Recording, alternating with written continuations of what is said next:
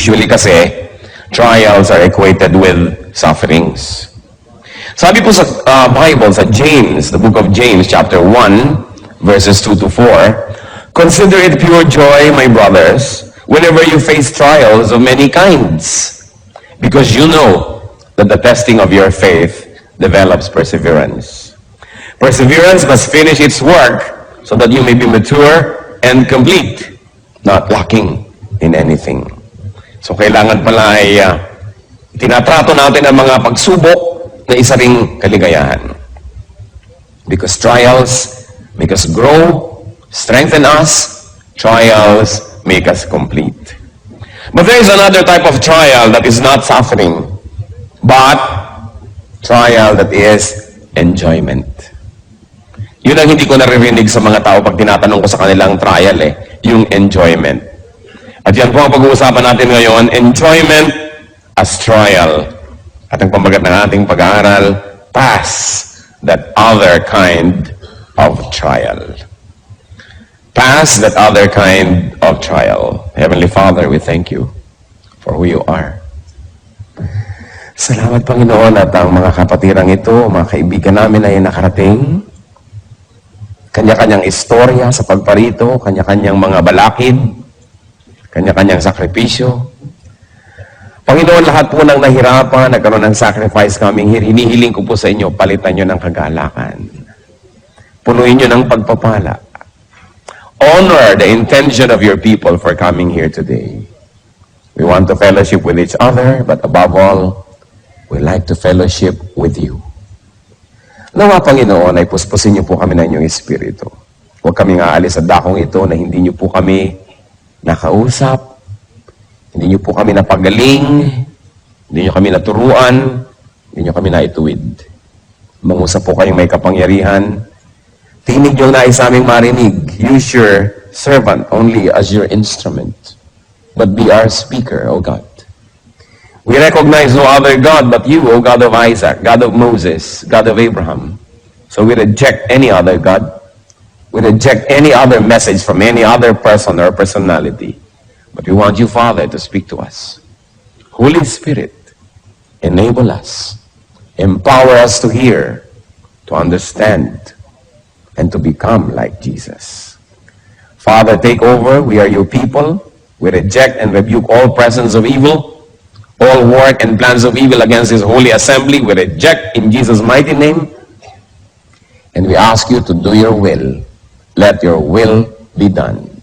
We're confident, Father, that you hear as we ask in Jesus' mighty name. Pass that other kind of trial. And that other kind of trial is enjoyment. I'm going to talk about 8 enjoyments, 8 nice things, 8 roses that can become thorns, 8 blessings that can become curses, 8 enjoyments that can become trials. One of that, a trial that we should pass, is a trial of beauty and good looks. Tingnan ninyo yung katabi nyo. Siya kaya ang pinag-uusapan natin. Beauty and good looks. Tulad na lamang ni Joseph. Si Joseph the dreamer. Sabi sa Biblia, ay siya magandang lalaki. Sumabit suloy siya sa gulo.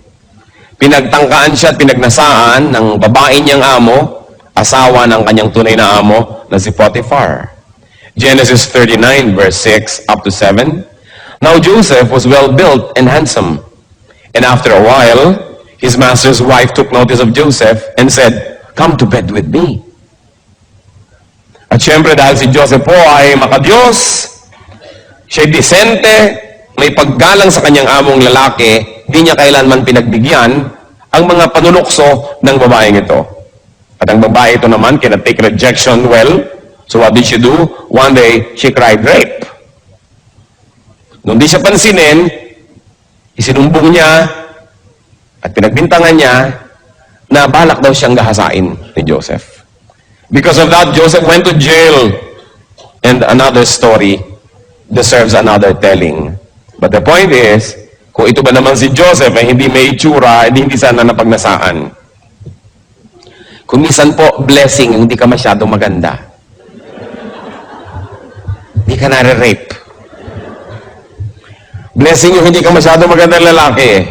Walang masyadong nang aakit sa'yo. Malaki pong pagsubok na maging maganda. At maraming tao, hindi nila na ipapasa ang pagsubok. Kinakain sila ng kagandahan, nagiging palalo, nagiging mayabang, o kaya nagkakasala dahil dumadaling magkasala sa dami ng nang-aalok. Kaya mabuti kumisan yung di na naaalok pa. Napipilitan ka maging banal. At least kahit pilit, banal pa rin. Kesa sa napakarami namang pagkakataon. Alam niyo yung magaganda, maraming choices eh. At kumisan yung choices, parang sumpa. Habang dumadami, mas nakakalito. Kaya yung mga temptress, mga tempter, usually magaganda rin ang itsura. Dahil hindi ka naman maaakit kundi sila maganda. Kaya ang sabi ng Romans 6:13, do not offer parts of your body to sin as instruments of wickedness, but rather offer yourselves to God as those who have been brought from death to life, and offer the parts of your body to Him as instruments of righteousness.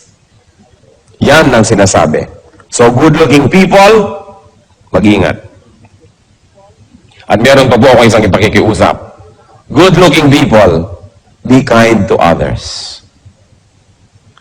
Huwag na kayong sobra pang magpaganda at mangakit. Maawa naman kayo sa magnanasa sa inyo. Tapos di nyo naman pagbibigyan. Di ba't kawawa? Lalo mga kababaihan na sobrang kakakit-akit ang mga itsura. Tapos ang dami nyong pinahirapan ng loob. Lahat ng makakita sa inyo ay kulang-kulang na lang mawala sa sarili. Mga driver na halos bumangga. Kawawa naman. Mga magaganda, mahabag kayo sa magagandahan sa inyo. Kaya kumisan may wisdom yung mga Arabo, sinusukloban ng tunotan nila dantela. Matalagang ipinapakita. Sobra ka na naman kung pati sa matay na akit ka pa. Yung iba naman talaga dapat yung takpan. Kasi sobrang walang takip. Sinisipon na. Nagkakaroon na ng pulmonya, ayaw pang takpan ng katawan. So, maawa kayo. Maawa kayo sa magnanasa, na mag-ibigo lang naman. Maawa kayo sa maiinggit. Malaking pananagutan ang maging maganda. Beauty is from God, and it must glorify God. Beauty must never be surrendered at the feet of Satan to be his instrument. Pero tingnan ninyo, napakaraming magagandang tao, kasangkapan ng kasamaan. Ang kagandahan ay ginagamit sa pang-aakit ng asawa ng may asawa. Sa pagmamali ng kaisipan ng maraming makakakita. It's sad that a beautiful thing and that beauty can be a curse. So, watch out, beautiful. Watch out, handsome. Sabihin nyo nga sa katabi nyo yun. Watch out, beautiful. Watch out, handsome. Another trial, which sa biglang tingin is a blessing but can become a curse also, is health. Health? Pastor Ed, hindi pa kayo nagkakamali? Health can be a curse, yes. Because healthy people have so many options and choices of what to do. Katulad ng sobrang maliliksi ang mga paa, kung minsan kadadaling maghabol ng kasalanan at pumunta sa mga lugar ng kasalanan, kung yung pa naman yung nakapako sa kama at di makabangon, nagiging banal. You know, the body can do so much when you're healthy. That's why, when you are healthy, first you thank God, and then you watch that you don't allow your health to become an entry point of evil. Kasi pag malusog ang tao, maraming pwedeng gawin. At saka marami rin pwedeng makigawa sa kanya. Kasi kung ikaw ba sumusukan ng dugo, ay wala nang may gustong lumapit sa iyo kung minsan, malayo ka sa temptation. Pero kung lusog-lusog mo, maraming gusto na dumikit-dikit at lumapit-lapit sa iyo. Kaya ang katawan natin, mas malusog, mas ginagawa nating alipin ng kabutihan. Sabi ni Paul sa 1 Corinthians 9:27, no, I beat my body and make it my slave. You know, if you don't make your body your slave, it will be your master. Yung katawan ng tao, pag hindi yan sinupil, pag hindi yan kinontrol, yan ang magiging amo nyo. At pag ang katawan ng tao naging amo, mapapahamak ang ating kaluluwa. Kasi walang gustong gawin ng katawan, kundi katamaran, kasalanan, luho, sarap.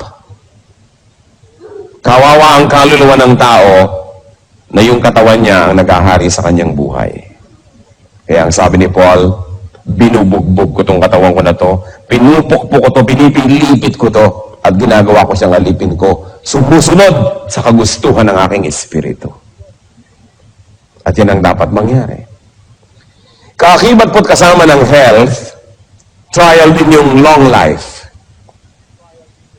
It's a blessing to have a long life, but long life can also be a curse. Long life can also be a trial. Tingnan nyo, ang napakarami nating hinahanga ang mga bayani, maaaga kasing namatay. Si Rizal, si Bonifacio, sila Magsaysay, palibas at maaagang namatay, hindi nagkaroon ng maraming pagkakataong magkamali. Habang humahaba ang buhay, dumadami ang pagkakataon mong magkamali. Of course, dumadami rin ang pagkakataon mong gumawa ng mabuti. Kaya sinasabi natin, blessing yan, pero pwede rin niya maging sumpa.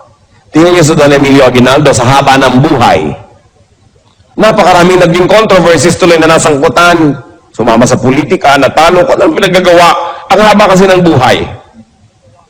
Yung napakaagang nangamatay, nagmumukha tuloy yung mga perfect or nearly perfect because they did not have much opportunity to make mistakes. So, watch out, you health buff. Kung ang lusog-lusog mo, mahaba ang iyong buhay, humihingi ka sa Diyos sa mahabang buhay, gusto mong pahabain, mag-ingat-ingat ka. Sapagkat bawat buhay at bawat araw na ipinahiram ng Panginoon ay gustong agawin din ni Satan. Eh kung si Hitler namatay noong 11 anyos, hindi bang iba sana ang history ng mundo? Eh humaba. Eh kung naging 90 siya, can you imagine kung anong pwede mangyari? Ang buhay, trial yan. At kasama din ang health, isang trial, hindi lang yung long life, kundi youth. Yung pagiging bata, yung kabataan, isang malaking trial. Why? Because in the time of youth, people make the foundation for their whole lives. Kung anong ginagawa natin ng ating youth, sometimes kaladkad, daladala, pasan-pasan natin buong buhay. Kaya dapat ang mga young people nag-iingat. At dapat nilang makita na yung estado, yung stage na sila yung mga kabataan ay isang napakalaking pagsubok na kailangan nilang malampasan. Sapagkat marami hindi nakakalampas ng hindi nadadamage. Sabihin, talaga ganyan, yung mga babae medyo umaalembong ng konti kasi young people. Pero yung iba hindi nakakalampas. Nagkakaroon ng buhol-buhol na anak bago mag-18, 19. Hindi nyo na pwedeng maando yun. Nando na. Permanent fixture of your life. Yung mga lalaki na nagkakaroon ng anak kung kani-kanino na hindi naman nila asawa, nobya lang, yan ba hindi pwedeng bumalik na walang bayad? Kahit nagtagumpay kang tumakbot, tumakas. Yung mga nag-drugs ang nag-drugs, natunaw nang natunaw yung brain cells, maibabalik ba yun? Hindi. Kaya nakikita nyo kung yung mga nagdadrugs sa katunganga, humal-humal, dahil na-damage. Many people say, mga teenagers, only a passing stage, hayaan nyo na, higpit nyo naman, lalampas din yan dyan. Marami pong hindi nakakalampas. Makalampas man ay damaged. At yung iba na makakamatayan pa, hindi na tumanda dahil sa sobrang mga adventure ng kanilang pagiging bata. So, to have long life, and to have youth, or to be young, these are also trials. Kaya sabi ng pinakamatalinong taong naglakad sa balat ng lupa, si Solomon, sabi niya sa Ecclesiastes 11, verse 9, "Be happy, young man, while you are young, and let your heart give you joy in the days of your youth. Follow the ways of your heart, and whatever your eyes see. But know that for all these things, God will bring you to judgment." Sige, sundin mong gusto mo, gawin mong gusto mo. Total lang lusog-lusog mo, wala ka pang mga sakit sa bato, wala ka pang gallstone, wala ka pang mga renal stone, wala ka pang kung ano-anong stones, wala ka pang rheuma, wala ka pang mga kung ano-anong sakit ng tuhod at kasukasuan. Kaya akala mo, iyo ang buhay, sige, gawin mo. Kaya lang, sabi niya ganun, huwag mong kakalimutan, may araw ng pagtutuos. Babayaran ang dapat bayaran, pananagutan ang dapat panagutan. Kaya yung mga iba, kabata-bata pa lang, 40, 50, nanginginig-ginig na. Paano na young person? Walang ginawa ko di pagkatapos ng basketball, paligo. Ayaw maniwala sa pasma. Pag nanginginig na, ay totoo pala. Sabi kasi ng doktor, walang pasma. Alam nyo, marami pang hindi alam ang medisina. Pero yung mga matatanda na nag-observe ng buhay, naturuan ng matatandang nag-observe before them, marami silang alam na dapat natin pakinggan.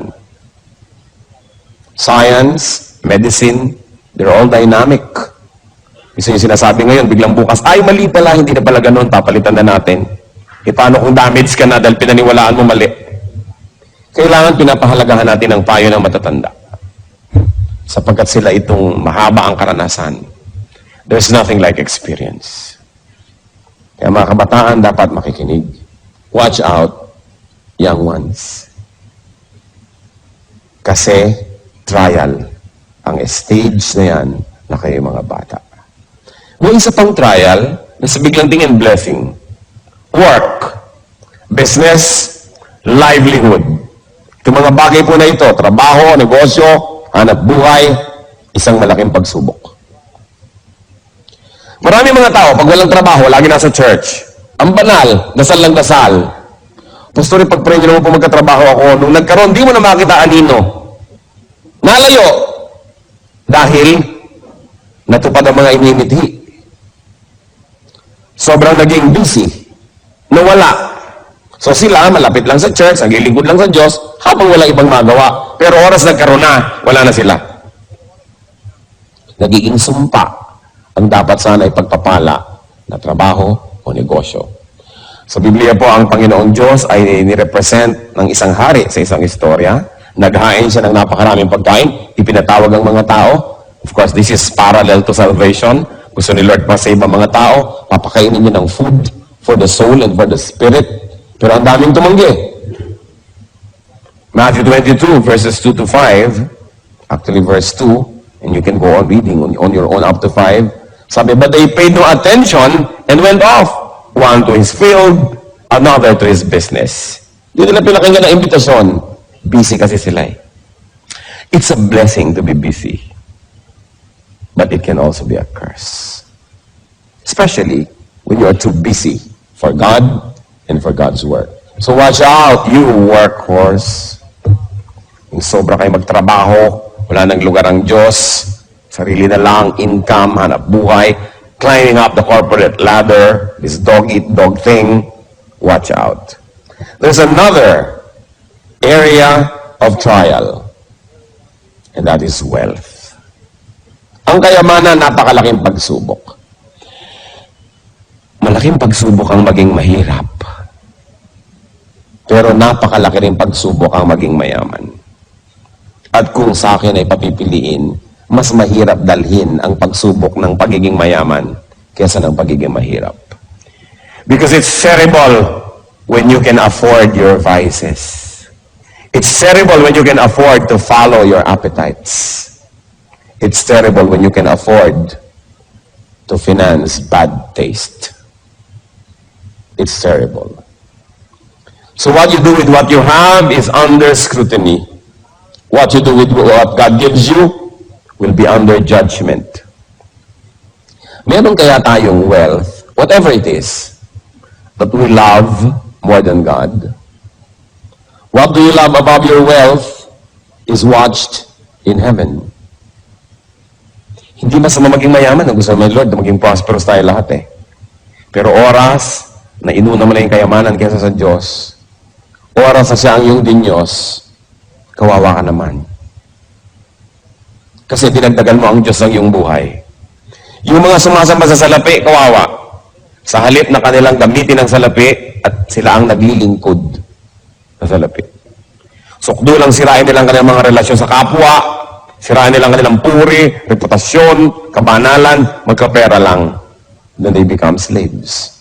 Luke 18:22-24. When Jesus heard this, He said to him, ito yung isang mayamang lalaking sabi, gusto ko pong sumama sa inyo, gusto ko maglingkod, blah, blah, blah. You still lack one thing. Sell everything you have and give to the poor, and you will have treasure in heaven. Then come, follow me. Kasi gustong sumunod sa kanya nitong mayamang lalaking ito eh. When he heard this, he became very sad because he was a man of great wealth. Jesus looked at him and said, how hard it is for the rich to enter the kingdom of God. Of course, I like to add that it is also hard for the poor to enter the kingdom of God. Hindi na dadaan sa mayaman o mahirap yan. Kaya lang mas madaling malito, mas madaling malasing yung may kayamanan kaysa dun sa wala. Kaya nakita nyo, dasal ng dasal yung tao. Siguro walang pera. Pag walang pera tao, dasal ng dasal eh. Subukan nyo, pag marami ng pera, kung madadasalin pa. Doon, nagkakaroon ng pagsubok. Dasal ng dasal, siguro may sakit. Dahil bihira naman taong malusog ang paladasal. Dasal ng dasal, siguro nanganganib ang buhay. Kasi bihirang taong secure ang naaalala magdasal. Dasal lang dasal si Mrs. Naku, siguro may ginagawang milagro si Mr. Dahil bihira namang Mrs. na masayang-masaya sa kanyang Mr. ang madadasalin. Karamihan ng mga madadasalin, wala na kasing mapuntahan, pumupunta na tuloy sa Diyos. Kaya kumisan, nagiging pagpapala ang problema. Kasi lumalapit tayo sa Diyos. Pero imagine niyo kung gaano kalaking pagpapala yung malusog ka, masaya ka, kontento ka, masagana ang iyong buhay. Tapos madadasalin ka pa rin, malapit ka pa rin sa Diyos. Bakit ka ngayon mawawala ng magagandang bagay na yun? Bakit ka paglalaroan ng tadhana, samantalang malapit ka sa Diyos? Even na lang you're under trial like Job, na ibinalik naman lahat ng Diyos, dinoble pa. Kaya alam nyo, yung magkaroon ng maraming pera, napakalaking pagsubok. Subukan ninyong lapitan yung taong hirap na hirap sa buhay. Ilapit nyo ang Panginoon, mas madali siyang magdasal. Mas madali siyang makinig, mas madali siyang manampalataya. Subukan yung ilapit yung salita ng Diyos sa taong masagana, malusog, okay ang buhay, ang hirap sabihan. Sasabihin, kung mali ang ginagawa ko, bakit ako nagtatagumpay? Bakit pa ako magbabago? Baka maiba yung feng shui ng buhay ko, malasim pa ako. Samantalang ngayon, sinuswerte naman ako sa buhay. Kaya mahirap pong kausapin yung matagumpay. Liban na lang kung yung matagumpay na yon, ang kanyang puso nasa tamang lugar, kinikilala niya na ang lahat ng tagumpay niya, bigay lang ng Diyos, hindi dahil magaling siya, hindi dahil deserve niya, then dumadaling kausap. Yung maging masagana sa buhay, malaking pagsubok yan. Blessing yan. Pero pag hindi natin nahawakan ng tama, nagiging parang sumpa. Wealth also brings so much worry. Sa bagay, nakaka-worry rin naman yung poverty. Pero yung poverty naman, wala ka masyadong choice. Sumisimple. Pag marami kang pera, kaya mong limang kerida, ibahay lahat, dumadali ang pagbili ng mga bisyo. Lumalakas ang loob maghiwa-hiwalay yung mga tao kasi kaya naman nila maghiwa-hiwalay eh. Kasi alam nyo, may mga tao naman, hindi naman dahil nagmamahalan kaya magkakasama because there's interdependence, hindi sila mabubuhay economically na magkakahiwalay. And in that case, poverty helps to keep them together. Until they evolve or they develop in their thinking that they will be having greater and deeper reasons for sticking together. But for a while, it helps that they need each other. Kaya nga po, malalaman mo lang ang taong tunay na magalang, tunay na polite, pagka mayaman, pagka merong kaya sa buhay. Kasi yung mahirap, wala namang choice yung kundi maging magalang eh. May choice ba? Empleyado ka, good morning po. Diba? Dadaan ka sa mga nag-uusap, yuko-yuko ka. Ang galang-galang mo, ayaw mong tawagan siya ng oras ng siesta. Ang galang mo, kasi baka nasa ilalim ka ng kapangyarihan niya. Pero oras na ikaw na yung makapangyarihan, oras na ikaw na yung may pera, at magalang ka pa, at hindi mo na kailangan ng tulong nila, pero magalang ka pa, yun lang nagkakatalong nalalaman, magalang nga siya. Because many people are forced by circumstance to be nice. But when you don't need people, when you are independent economically, in fact, when they are dependent on you and you're still nice, then that's your true character. Kaya po yung magkapera, magkaroon ng kapangyarihan, napakalaking pagsubok at konti lang ang pumapasa. Kasi kadalasan, pag mataas na yung rango mo, wala nang sisita sa'yo, kung ano na pinagkagagawa mo. Kasi wala nang sisita sa'yo. Kaya marapat ibalik ka ulit sa mababang rango para ka tumino. It is a great trial to have power. It's a great trial to have wealth. Because you can do what you want. And when you're able to do what you want without having to submit to anybody, that's when your true character shows. Mahalaga. Isip-isipin natin. So watch out, grade C. Tingnan nyo nga katabi nyo kung mukhang mayaman. Baka nagpapanggap lang siya para wag yung dukutan. Pero mayaman pala. Yung mariwasa ka sa buhay, may kaya ka, trial yan. Then, another trial is knowledge. Knowing is a burden. Knowing more is a heavier burden. Kaya sabi ni Solomon sa Ecclesiastes 1:13-14, I devoted myself to study and to explore by wisdom all that is done under heaven. What a heavy burden God has laid on men. I have seen all things that are done under the sun. All of them are meaningless, a chasing after the wind. And in other parts of Ecclesiastes, Solomon says, the more you know, the lonelier you get. Mas dumadami ang alam, mas lumulungkot ang buhay. Subukan nyo na malaman ang lahat ng sinasabi ng kapwa nyo tungkol sa inyo behind your back, lulungkot kayo. Mabuti pang di mo na alam.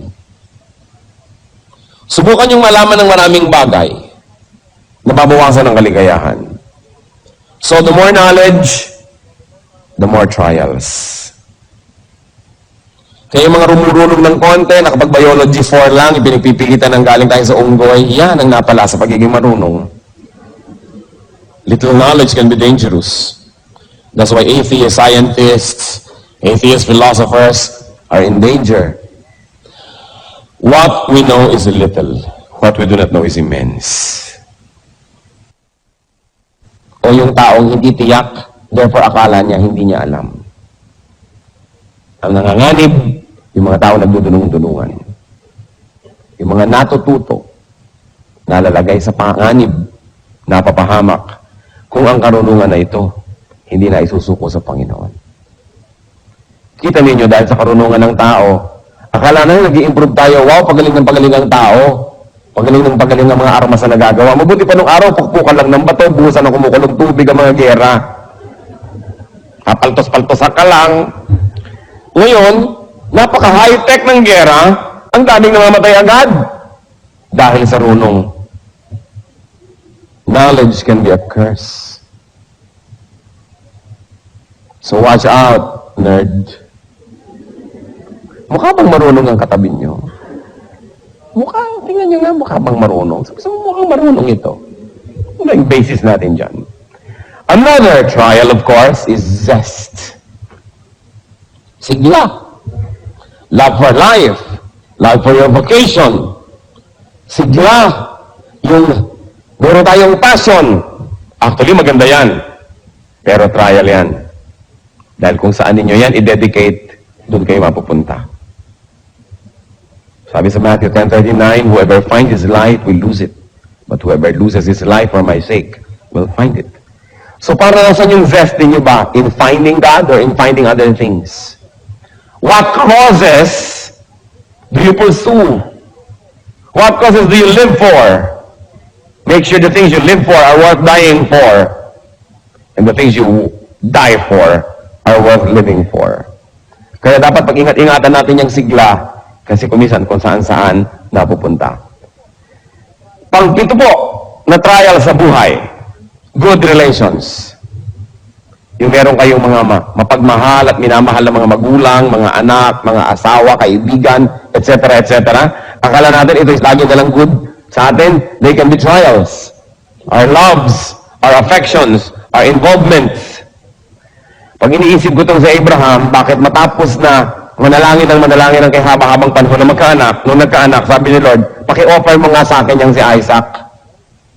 Is it possible na dahil sa pananabik niya na magkaroon ng anak, ay namagitan na yung anak niya sa kanya at sa Diyos? Possible kaya? Kaya gusto ni Lord mag-prove ni Abraham. Kay Abraham mismo, sasabihin niya na number 1 pa rin ang Diyos, kaya sinabi, i-offer mo. At nung nagkaroon siya ng lakas ng loob at katawan na gawin yon, hindi naman ipinatuloy ng Diyos. Kasi napatunayan, hindi naman pala susubayin ni Abraham ang Diyos dahil sa anak.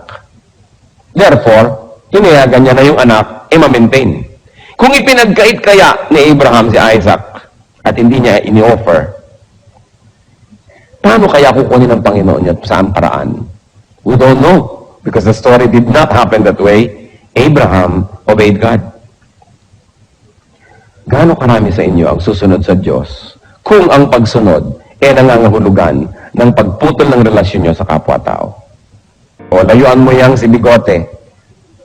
Lalayuan mo ba? Asawa yan ng iba, huwag mo yang samahan.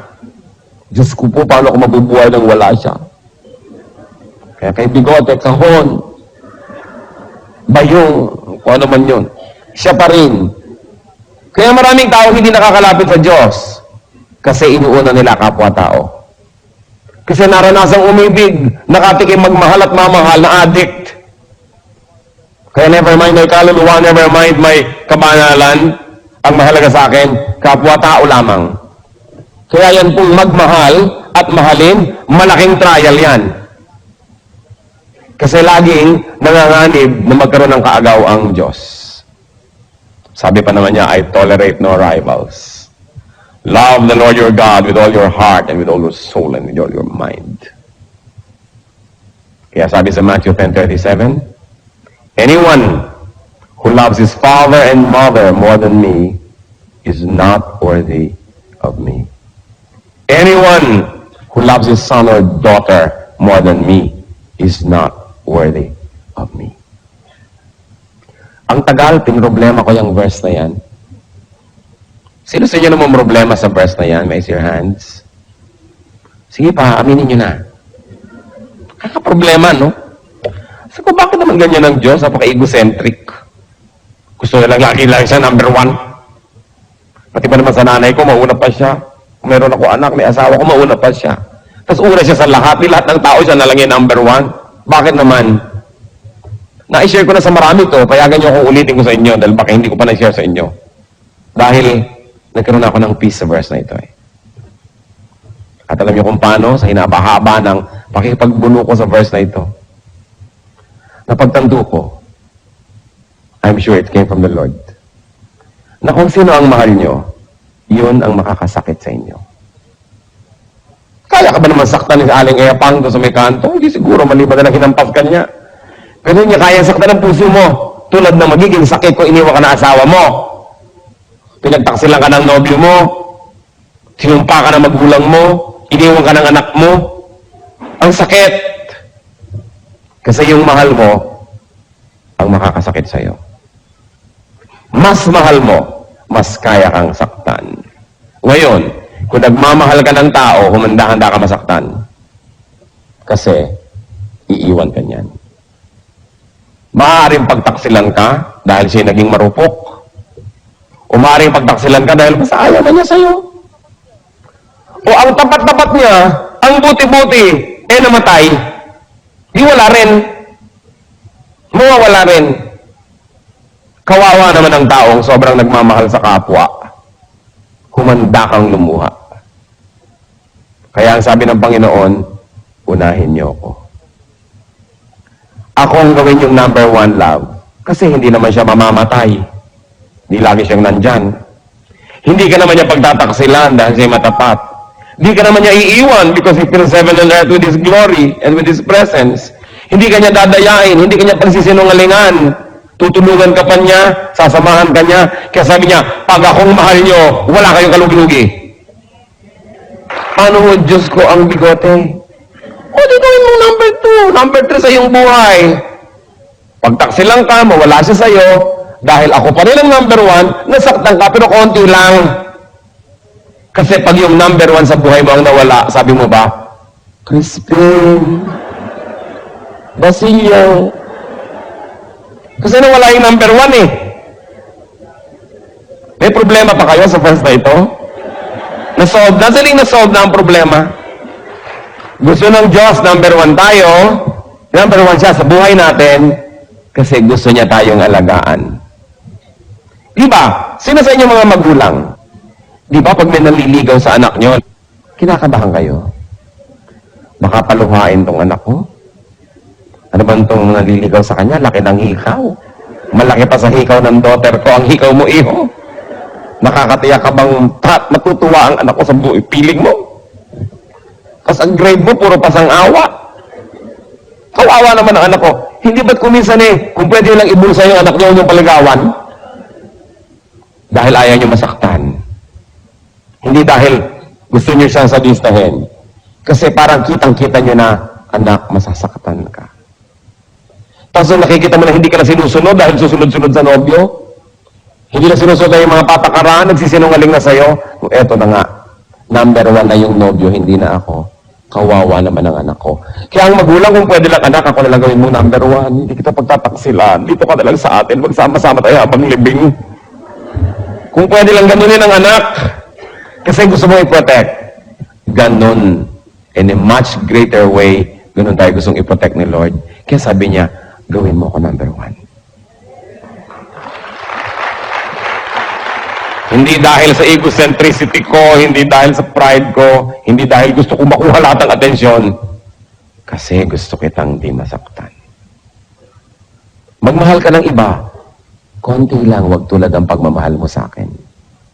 Para dumating, umalis sila, mabuhay, mamatay, lumusog, magkasakit, nag-aalala ka, nasasaktan ka, pero hindi ka kayang itumba kasi yung tunay mong mahal, eto pa rin. Ang bait ng Diyos. Ang galing-galing niya. Napakahusay. So, kayong sobrang magmahal sa tao, watch out, lover. Mag-ingat-ingat kayo. Lalo yung mga romantic love. Kaya maraming tumatalon sa Pasig. Dahil sa pag-ibig na yan. Pag-ibig na ligaw. Kasi nauna yung tao kesa sa Diyos. Sinong magpapakamatay kung nawalan ka ng mahal sa buhay pero number 1 mo ang Diyos? Hindi. Kaya mga nagpapakamatay dahil sa pag-ibig, alam mong, ay, nakakalungkot mang isipin, natabunan ng Diyos, nagmahal ng kapwa, ng lubos-lubos. Lampas sa kalooban at disenyo ng Diyos, napahamak tuloy. Pang-8, sana bala ko mga 100 pero tama na siguro yung 8, no? Pang-8, na trial, accomplishments. Akala nyo trial ang kabiguan? Mas malaking trial ang tagumpay. Accomplishments. Mas maraming nagpapakamatay na matagumpay kesa sa bigo. Mas maraming mag-asawa ang naghihiwalay na matagumpay kesa yung mga bigo. Kasi kuminsan, ang wattage mo 10, hindi mo kaya ang 50 volts. Kasi hanggang 10 watts ka lang. Tapos dumating yung 3,000 volts, pundi ka. Kaya maraming tao pag nagtatagumpay na pupundi. Dahil malaking trial yung accomplishment. It be physical, mental, social, or spiritual success. Fame and glory can be terrible trials. Kaya akala mo ang galing-galing mo, kayang-kaya ko na to, yun ang pinakamapanganib. Sapagkat di ka na nag-iingat. Sobra ka ng overconfident. Dahil nga sa iyong accomplishments. Kaya sabi sa 1 Corinthians 10:12, So, if you think you are standing firm, be careful that you don't fall. Sapagkat halos lahat ng natumba ng di nila inaasahan na mangyayari yun. Sapagkat sobra na silang naging confident. Accomplishments can make a man proud, or vain, or careless. That's why accomplishments can be dangerous. Watch out, achiever. Kailangan tayong mag-ingat na lahat. So look at everything from both sides. Trials can be blessings. Blessings can be trials. Do not watch out only for the conventional trials, but consider that other kind of trial. Nice things, beautiful things. Kung hindi kayo masisira ni Satan sa pangit, sisirain kayo sa maganda. Kung hindi niya kayo masisira sa kabiguan, susubukan niya kayong sirain sa tagumpay. Kung hindi niyo kayo masira sa pagiging mag-isa, sisirain niyo kayo sa pagkakaroon ng kasama. Kung hindi niya kayo masira sa pagiging mababa, bukan niya kayong sirain sa pagiging mataas. Anong sabi sa Bible? Be sober, be watchful. The devil is like a roaring lion seeking someone to devour. So what can I say to you, brothers and sisters, friends? Pass that other kind of trial. Let's bow before the Lord. At nais ko mag-isip-isip kayo, alin ba sa mga binanggit natin ang nagiging instrumento ngayon ni Satan para kayo subukan? Para kayo ligligin, guluhin. Hindi aksidenteng narito kayo ngayon. Sinadya ng Panginoon na hawanin ang daan na magkasama-sama tayo sapagkat may nais siyang ipaalala. Huwag nating isipin na para sa ibang mensahe. Para ito sa bawat isa. Para sa trial. Panginoon, salamat sa pagpapaalala ninyo. Salamat, napakabuti nyo sa amin. Gumagawa kayo ng mga iba't ibang paraan para kami kausapin. Salamat, Lord, binibigyan nyo kami ng pansin. Hindi mo kami karapat-dapat.